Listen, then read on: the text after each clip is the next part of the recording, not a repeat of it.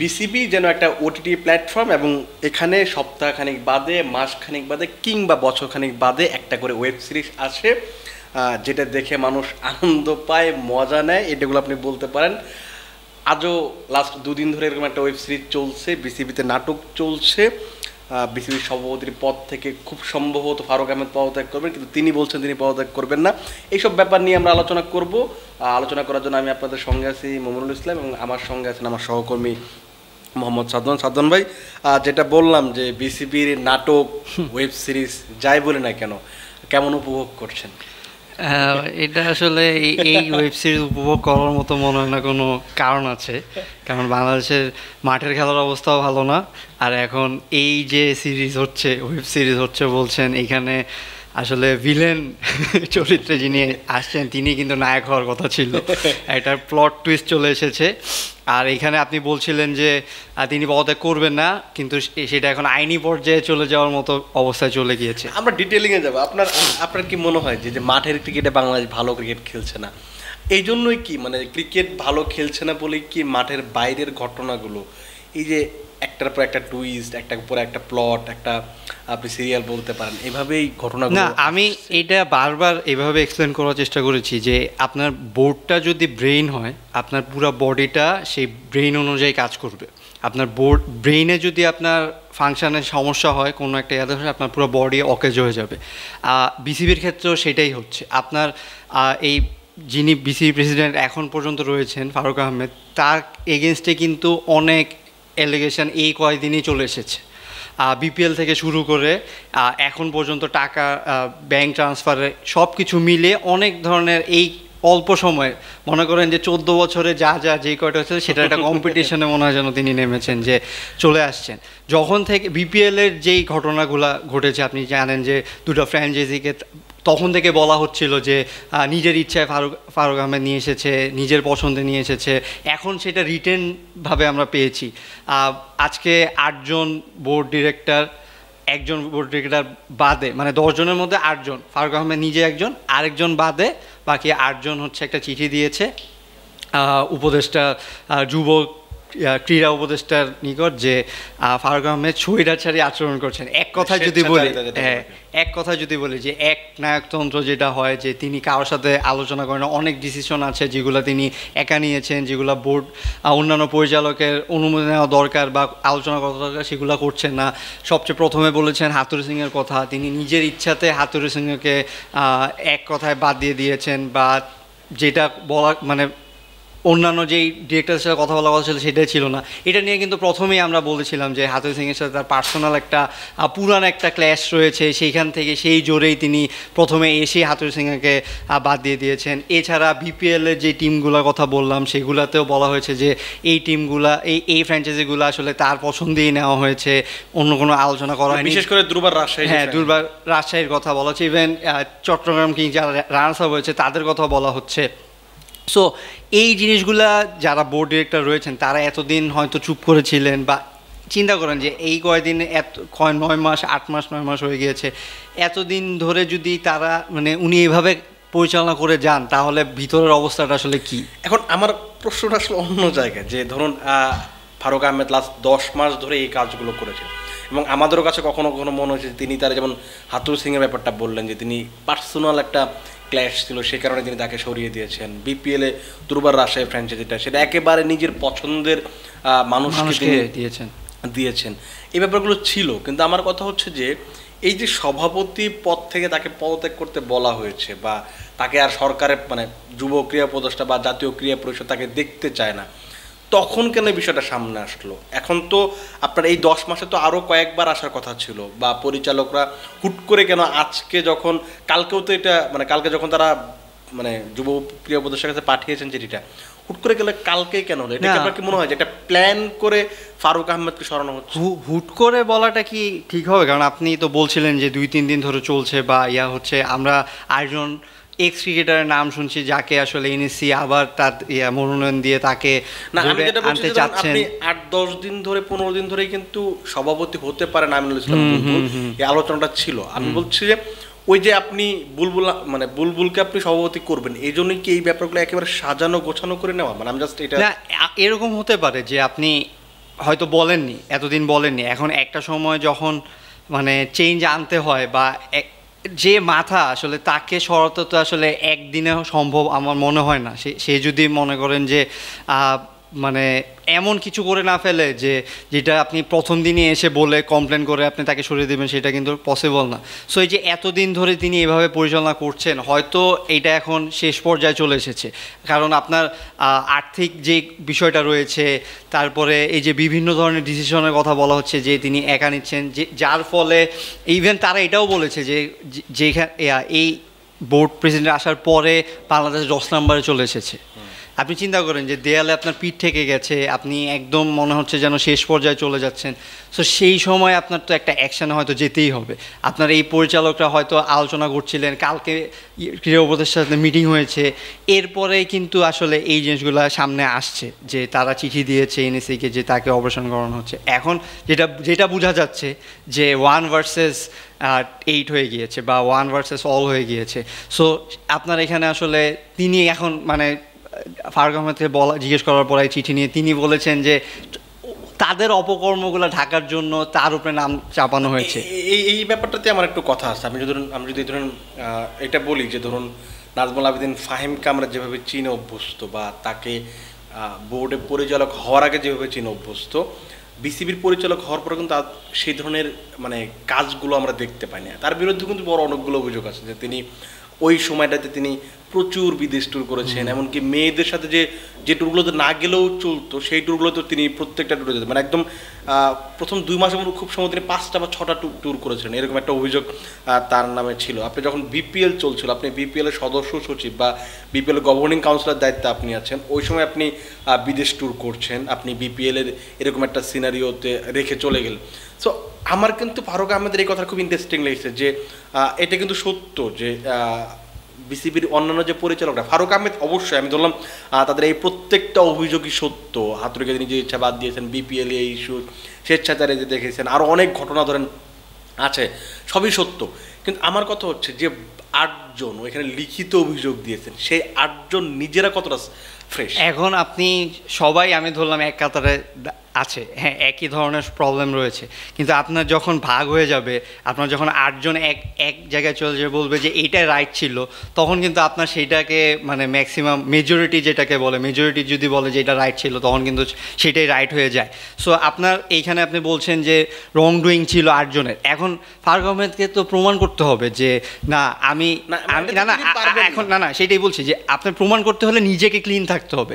নিজে তো আপনি ক্লিন না, আপনি নিজে যেহেতু ক্লিন না, আপনি আর 8 জনকে আপনি কিভাবে মানে ব্যাপারটা কি মানে শব্দটা আসলে উচ্চারণ করা আসলে ঠিক না, মানে সবাই মিলেই চুরি করেছি, কিন্তু ধরেন ভাগ বন্টনের ক্ষেত্রে হয়তো ব্যাপারটা না। এখন আপনার কাছে তো প্রমাণ নেই, আপনার কাছে তো এইটার মানে প্রমাণ আমি বলি না হ্যাঁ আমি আপনার কথাটা সিনারিওটা বুঝতে পারছি বা আপনার কথার ভাবটা বুঝতে পারছি, কিন্তু কথা হচ্ছে যে এই যে ফারুক আহমেদের এগেইনস্টে যেগুলো বলা হচ্ছে, এই কথাগুলো কিন্তু গণমাধ্যমে বা আমরা কিন্তু শুনতাম যে না মানে এরকম হচ্ছে, যে এরকম স্বেচ্ছাচার বিপিএলের টিমটা নেওয়া হয়েছে, যে মানে নিজের ইচ্ছায় নেওয়া হয়েছে বা পছন্দের ইয়াকে নেওয়া হচ্ছে, তারপরে টাকা ট্রান্সফারের বিষয়টা নিজের একান্ত সিদ্ধান্তে নেওয়া হয়েছে, এগুলো কিন্তু মিডিয়াতে এসেছে। তিনি তখন বলেছেন যে তিনি তার মতো এক্সপ্রেশন দিয়েছেন, ইভেন বিসিবির মাধ্যমে প্রেস রিলিজ দিয়েছেন, মানে অফিসিয়াল করে দিয়েছেন।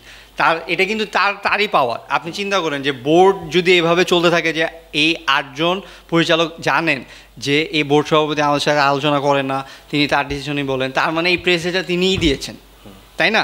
অন্য কারোর সাথে আলোচনা করেনি বা তারা তাকে সাপোর্ট দেয়নি। এরকমও বলেছেন যে তারা যদি কোনো কিছু নিয়ে কমপ্লেন করতো, তার সাথে তারা খারাপ ব্যবহার করতো বা মানে ফারুক আহমেদ তিনি তাদের সাথে খারাপ ব্যবহার করতো। এখন তিনি যে পাওয়ারটা পেয়েছেন, পাওয়ারের মিসইউজ করেছেন পুরাটাই, যেটা এখন পর্যন্ত সিনারিওতে বোঝা যাচ্ছে। এখন আপনি যেটা বলছেন যে অন্যান্য বোর্ড মেম্বার যারা রয়েছে তাদেরও হয়তো ডার্ট রয়েছে বা তাদের মধ্যেও সমস্যা রয়েছে, কিন্তু আপনার ব্রেইনেও তো মানে মেইন যেই সেল তার যদি এরকম প্রবলেম থাকে, যখন আপনি কমপ্লেন করতে যাবেন, আপনি কমপ্লেন করলে আপনি ধরেন দেশীয় রাজনীতির সাথে আপনি মিলাতে পারেন। অবশ্যই আমার কাছে মনে হয় যে হ্যাঁ, আমি বলছি না যে ফারুক ফ্রেশ মানুষ, ফ্রেশ, তার অনেক সমস্যা আছে বা অনেক কিছু, কিন্তু আমার কাছে কেন জানি মনে হয় এটা একটা গেম, যে গেমটাতে আসলে ফারুক ফেসে গেছেন, যে সবাই গেমটা খেলেছেন কিন্তু তিনি শেষ পর্যন্ত আসলে ফেসে গেছেন, এরকম একটা জিনিস হতে পারে যে কারণ একসাথে 8জন পরিচালক এবং যে 8জন পরিচালক সেখানে চিঠি দিয়েছেন, আমার কাছে কোনোভাবেই মনে হয় না যে 8জন পরিচালক কোনোভাবে কোনো একটা সিদ্ধান্তে এক হতে পারেন বলে আমার কাছে মনে হয় না। অন্তত নাজমুল আবেদিন ফাহিম কিংবা আরো 2-1 জন আছেন যারা হচ্ছে এই ব্যাপারগুলোতে একসাথে হওয়ার মতো পার্থক্য থাকতে পারে। এখানে আরেকটা ইন্টারেস্টিং ব্যাপার হচ্ছে নাজমুল আবেদিন ফাহিম কিন্তু ফারুক আহমেদের সাথেই এসেছে, বাকি যারা রয়েছেন তারা কিন্তু সবাই আগের বোর্ডে। সো আগের বোর্ড নিয়ে তো অনেক কথাই রয়েছে, আমরা সবই জানি যে আগের বোর্ডে যারা পরিচালক রয়েছেন তাদের কি হয়েছে, অভিযোগ আছে বা পুরা বোর্ডটার এগেইনস্টে অভিযোগ, পুরা সরকারের এগেইনস্টে অভিযোগ, শুধুমাত্র তারা রাজনীতির সাথে সম্পৃক্ত না বলে বেঁচে গেছে। হ্যাঁ, এর চেয়ে বাইরে ছিল রাজনীতির সাথে সম্পর্ক ছিল কিন্তু বড় পদ ছিল না, যেমন নাজমুল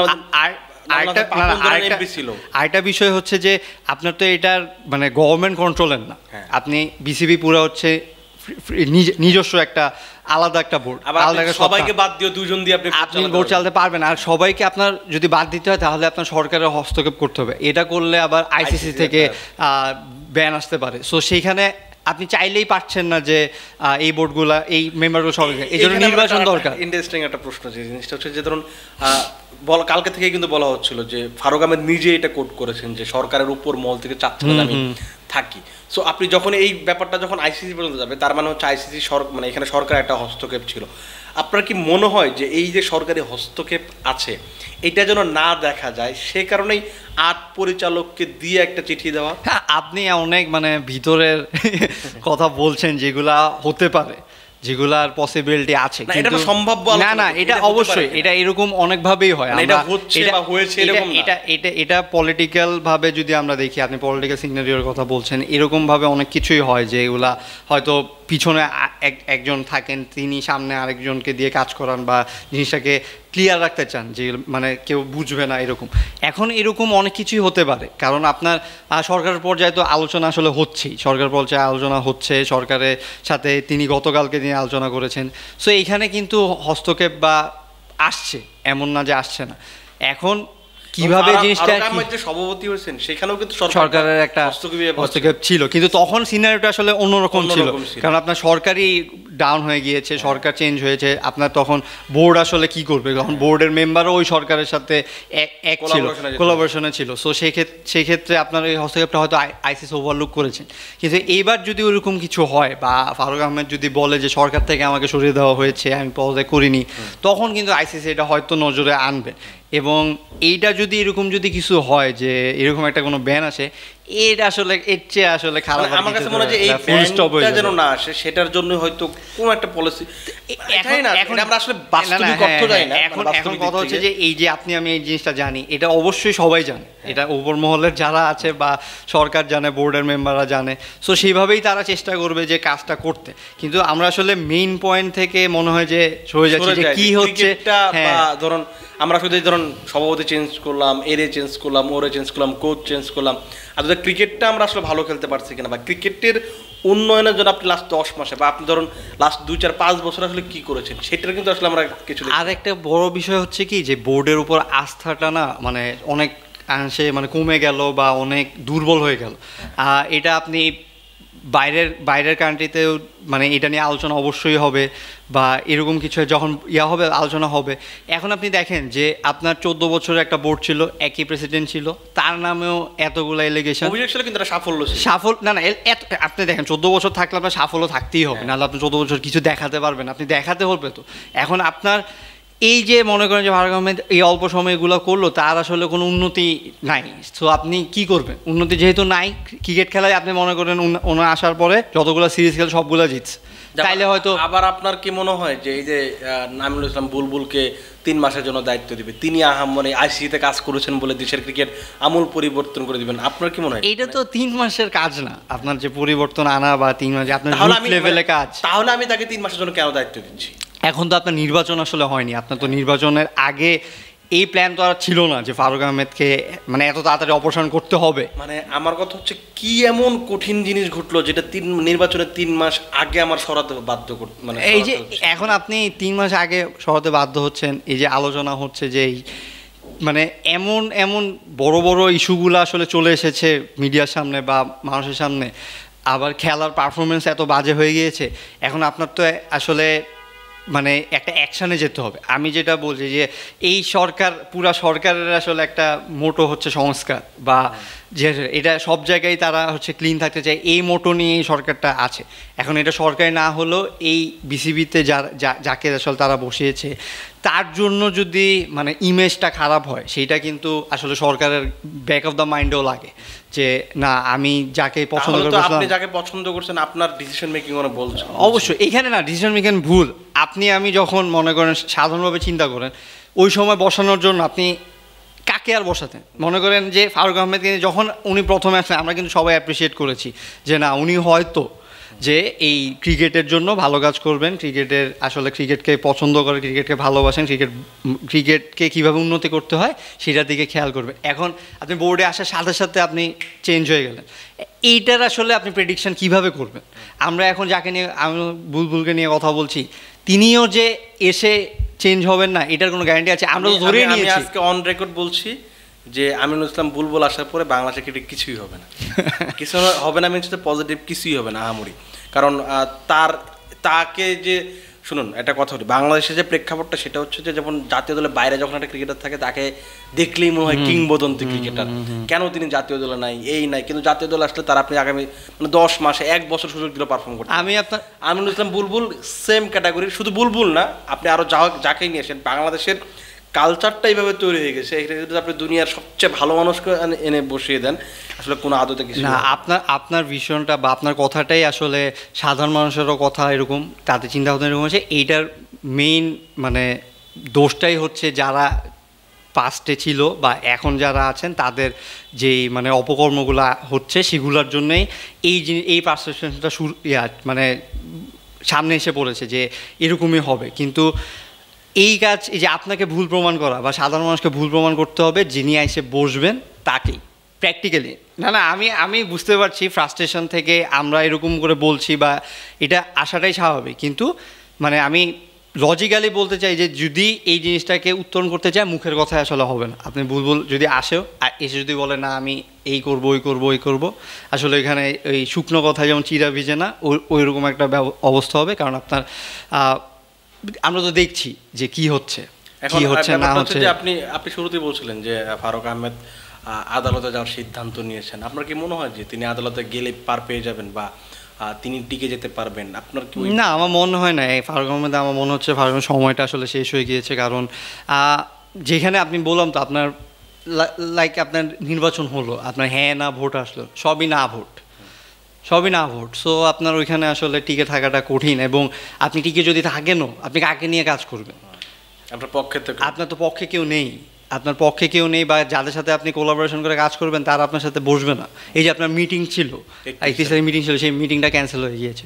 হয়তো বোর্ড মেম্বাররা তার সাথে আর বসতে চাচ্ছে না, তিনি এখন প্রেস ব্রিফিং করবেন বলছেন, বা কথা আছে যে প্রেস ব্রিফিং করতে পারেন। সো এই যে এইখানে তো আপনার সাথে তো কাজ করবে না কেউ। আপনার এইটা নিয়েই কিন্তু বলা হয়েছে যে আস্থা নেই, মানে চিঠিটার ইয়াটাই ছিল যে মানে আস্থা নেই বলতে আস্থা নেই যে তার সঙ্গে আর কাজ করবে বা ইয়া করবে। সো সেক্ষেত্রে আমার মনে হয় না যে তার আসলে ফিউচারটা। কালেকণ্ঠে একটা প্রতিবেদন ছিল, সেখানে একটা কোর্ট একজন ব্যবহার মানে যিনি নিয়েছেন দায়িত্ব এইটা স্টুডিও করেছেন, সেখানে একটা ছিল যে বিসিবির এক পরিচালক বলেছেন নাটক তো মাত্র শুরু, আগামীকাল অনেক কিছু দেখবেন। আমরা জানি না আসলে কি হবে। তবে আপনাকে ধন্যবাদ। আমরাও আসলে কি করব, বাংলাদেশি মানুষ, আমাদেরকে নাটকের দিকে তাকিয়ে থাকতে হবে পরের সিকুয়েলটা আসার জন্য, কিংবা হচ্ছে পরের পর্বটা আসার জন্য।